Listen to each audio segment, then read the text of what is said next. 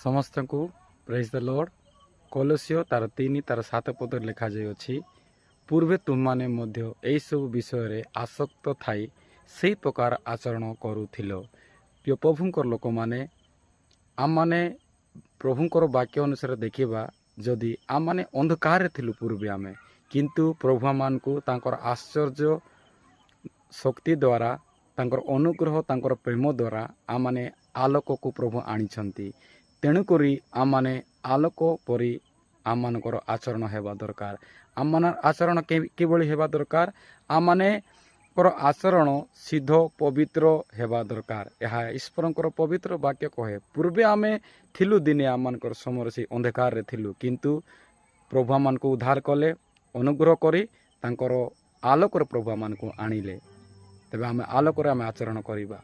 प्रभु मान को समस्त प्रभु आशीर्वाद करंतु।